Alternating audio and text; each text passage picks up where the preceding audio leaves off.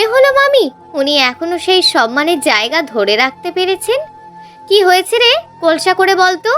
কি আর বলবো মামি, নদী ভাঙনের মতন আমার সংসার ভাঙতে চলেছে। কি বলেছেন উনি? 2-3 দিনের মধ্যে ডিভোর্সের কাগজ আসবে। তোর মামাকে একবার ফোন কর। মামাই তো আমাকে নিয়ে এসেছে। আমি কতবার নিষেধ করেছিলাম মামাকে যেতে, বলেছিলাম মামা আমার শাশুড়ি কল দিয়ে যেতে বললে আসার প্রয়োজন নেই। মামা তবুও গিয়েছিল আমাকে আনতে। কল লাগা তুই ওনাকে। আমার আর কারোর সাথে কথা বলার রুচি হচ্ছে না মামি। মামির হাতে ফোনটা ধরিয়ে দিয়ে বললাম, আমি কাল সকালেই ও বাড়িতে যাব মামি। আমার সংসার আমাকেই বুঝে নিতে হবে। আমি কেন সব কিছু হারাবো? কি দোষ আমার? মামাকে কল করার প্রায় আধ ঘন্টা পরই মামা বাসায় ফিরলেন। মামি এমন করে বাসায় ফিরতে বলেছে যে মামা আর দেরি করতে পারেনি। আমি তখন দেওয়ালের সাথে হেলান দিয়ে চোখ বন্ধ করে বসে আছি। মামি পাশেই বসে আছেন। বাহির থেকে মামার গলা শোনা যাচ্ছে। মামি দৌড়ে গিয়ে বাড়ির গেট খুলে দিলেন। দুজনেই আমার রুমের দিকে আসছে। আমার মুখের অবস্থা দেখে এক প্রকার আঁতকে উঠে জিজ্ঞেস করলো, কি হয়েছে, কান্না করছো কেন? আমাকে কিছু বলার সুযোগ না দিয়ে মামি নিজেই বলে উঠলেন, অনুকে তুমি এ বাড়িতে কেন নিয়ে এসেছো? অনু নাকি তোমাকে কল দিয়ে নিষেধ করেছিল যেতে, তবুও কেন ওকে নিয়ে এসছো তুমি? মামা আমার দিকে একবার তাকিয়ে আবার মামির দিকে তাকালেন। শক্ত গলায় বললেন, তাতে তোমার কি? তুমি ওর সাথে খারাপ ব্যবহার করেছো? মামিও তেজি গলায় বলে উঠলেন, আমি তো ওর ছোটবেলা থেকেই ওকে দেখতে পারি না, আজ আর নতুন কি? মামা মামিকে আর কিছু না বলে বিছানার পাশে বসলেন। নরম স্বরে আমায় জিজ্ঞেস করলেন, কি হয়েছে মা, কেঁদেছিস কেন? মুখে তাচ্ছিল্যের হাসি ফুটিয়ে বললাম, কি আর হবে মামা, সংসার ভাঙার আনন্দে একটু কান্না করেছি। তুই এখনো ওটা নিয়েই বসে আছিস? থাকবো না? না, থাকা উচিত না। সংসার ভাঙা এত সহজ মামা? আরে বাবা, সংসার ভাঙবে কেন? মামি এগিয়ে এসে ভুরু কুঁচকে বলে ওঠে, এই তুমি ওকে মিথ্যে সান্ত্বনা একদম দেবে না। তুমি ওকে ও বাড়ি থেকে নিয়ে এসছো কেন সেটা বলো। আমি মামার দিকে সোজা হয়ে বসে বললাম, আমি নিষেধ করার পরও ওখানে আজ কেন গেলে মামা? কেন আমার সংসারটা ভাঙতে তুমিও তাদের সাহায্যের হাত বাড়িয়ে দিলে? মামা আমাদের দুজনের দিকে একবার করে তাকিয়ে বলল, কি হয়েছে তোদের, বলবি আমাকে? এত হাইপার হয়ে যাচ্ছিস কেন তোরা? অনুর শাশুড়ি কল করেছিল। উনি বলেছেন 2-3 দিনের মধ্যে ডিভোর্সের কাগজ পাঠিয়ে দেবে। মামির কথায় যেন মামা আকাশ থেকে পড়ল। মামির কথা শেষ হতেই তিনি চিল্লিয়ে বলে উঠলেন, কি কি বলছো তুমি? মাথা ঠিক আছে? আপা কেন বলবে? বলেছে তো, উনি বলার পরই তো তোমাকে কল দেওয়া হয়েছে। মামা কিছুক্ষণ মৌন থেকে নীরবতা ভেঙে বলল, আমি কি তবে ভুল করলাম? মিথ্যে কথা বিশ্বাস করলাম? কিন্তু উনি এমনটা কেন করলেন? আমি আর মামি যেন এবার নড়ে চড়ে বসলাম। তার মানে মামাকে মিথ্যে বলা হয়েছে?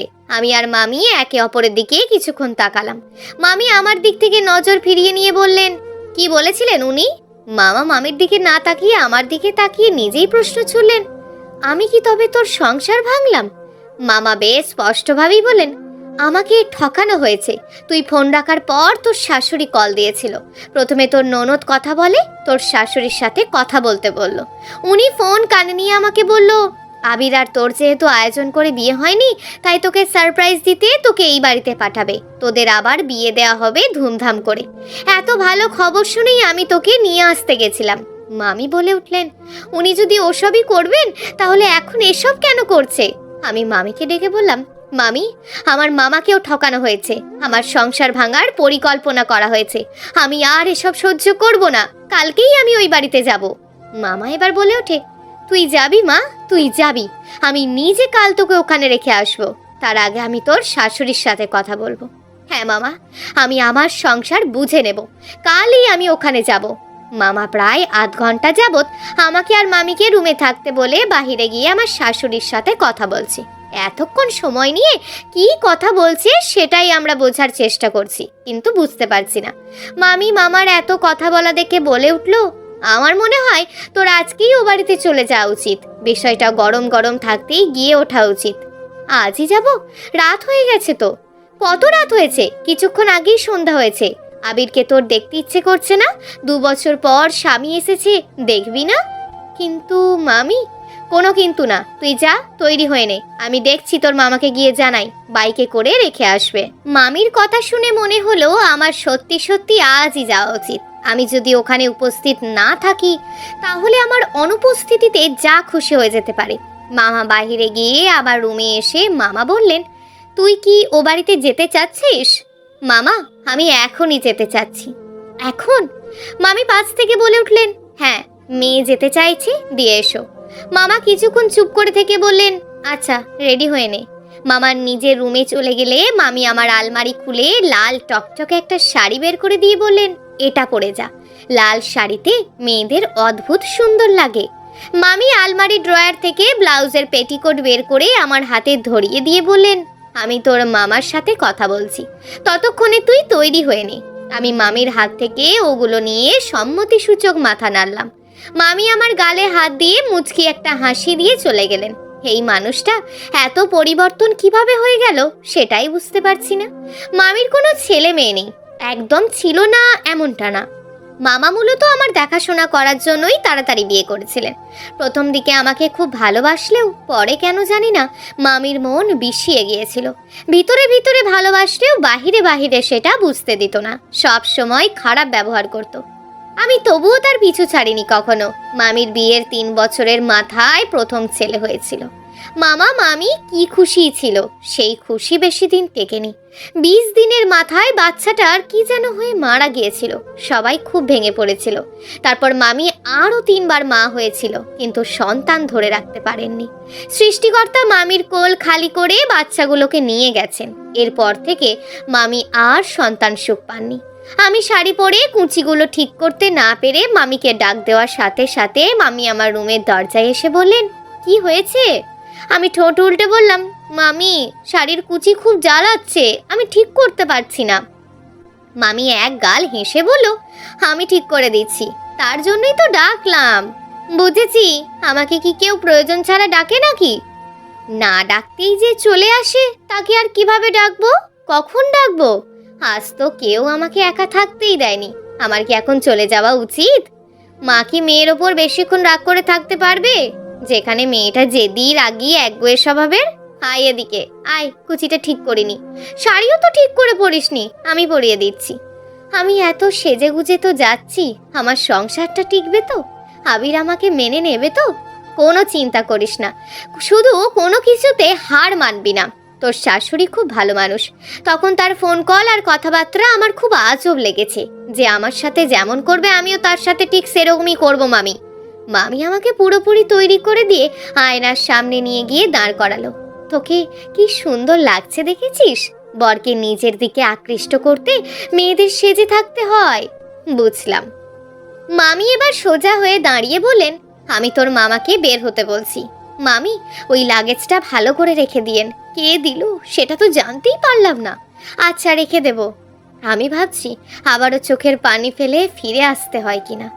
আগেই এত নেতিবাচক কিছু ভাবিস না তো, যা, ভালো মন নিয়ে যা।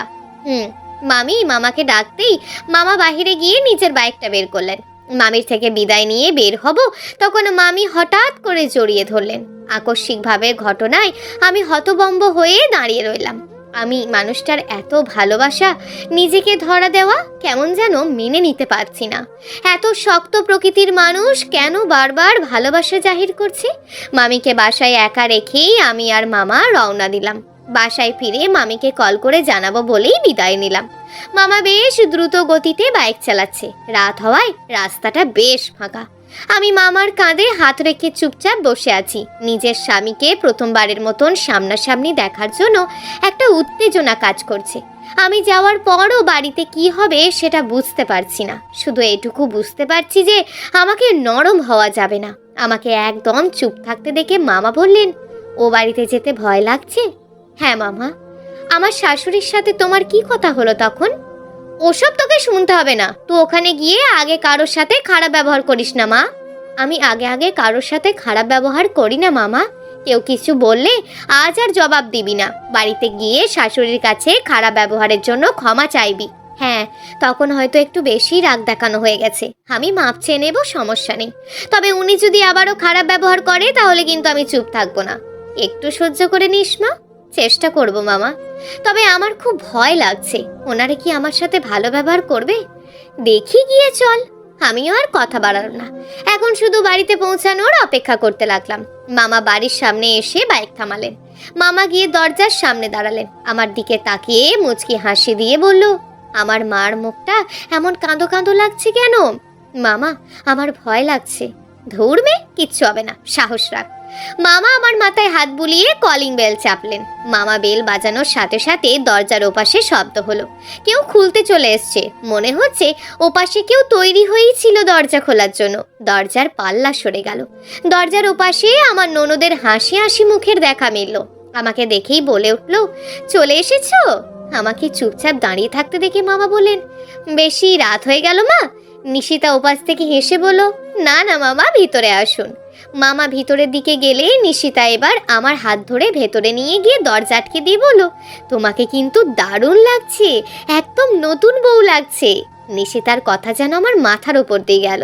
সকালের ব্যবহারের সাথে যেন আকাশ পাতাল পার্থক্য।